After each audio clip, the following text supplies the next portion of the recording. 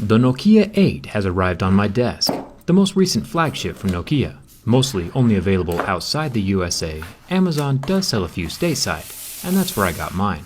Nokia is pronounced differently all over the world, but here in the USA, saying Nokia is pretty standard. This is the same phone that can record video in split screen, using both the front and rear cameras simultaneously. Pretty sweet. I'll leave the video camera test for a different video. This one's all about durability. Let's get started.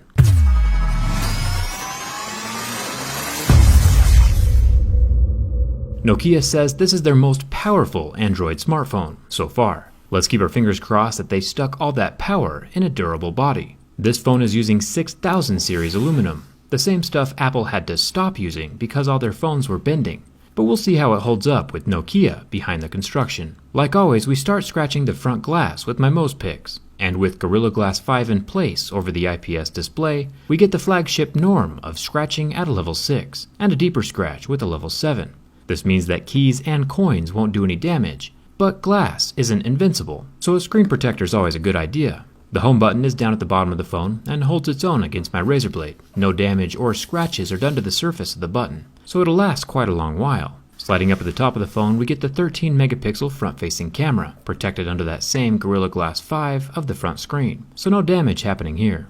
Then we have the earpiece. It has a thin nylon covering underneath that glass, but even after it's been damaged and punctured, it won't pull out from the phone. So if for whatever reason you get it dirty with makeup or dirt, just be gentle to not puncture it while getting the gunk out. Now the back of the phone is using anodized 6000 series aluminum, which isn't as solid as the 7000 series in recent iPhones. But it's not always about the quality of the metal. The construction and the shape has a lot to do with how the metal holds up. The scratching keys initially leave a mark, but it rubs away with my fingers.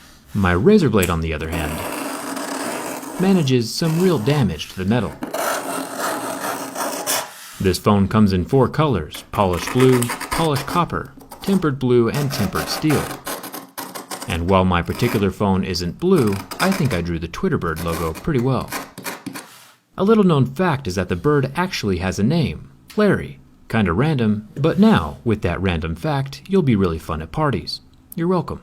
The Nokia 8 has a dual camera setup on the back, but it's one of those monochrome sensor deals instead of a zoom lens like on the Note 8, or a wide-angle lens like on the LG V30, so it just depends on what kind of pictures you need in your life. Either way, both lenses are protected by glass, so they won't be scratched or damaged easily like a plastic lens would. Nokia did use a plastic lens on their Nokia 3 this year, so I'm glad they avoided that with this flagship. The sides of the phone are completely metal.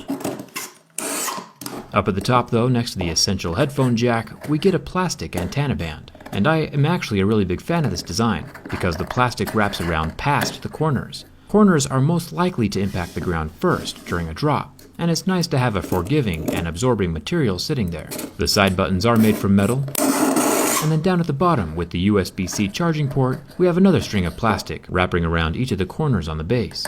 Taking a lighter to the phone is as useful as ever. The stock background just so happens to be an iceberg. Setting the impending doom and global warming jokes aside, this phone does claim to be IP54 water resistant, which basically means nothing.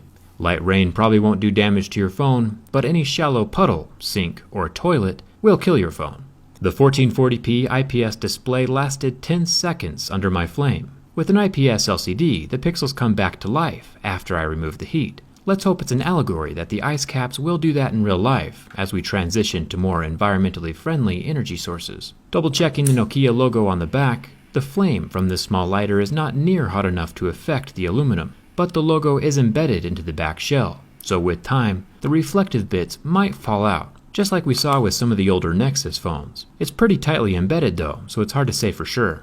Like I mentioned before, Nokia used that 6000 series aluminum on this phone, and the ultimate test of durability will show us if that was a good idea or not. Flexing from the front shows hardly any movement in the body of the phone. Even flipping the phone around and pressing from the back almost had zero effect. The shape of the 6000 series aluminum inside the Nokia 8 is more than enough to stand the test of time. This is a very solidly built and durable phone. Nokia's legacy continues with some of the most well-built phones of this year. The Nokia 6 was pretty impressive as well. Come follow me and Larry, the Twitter bird, over on my Twitter, and subscribe to stay updated on all the future phones being released later this year. Thanks a ton for watching, and I'll see you around.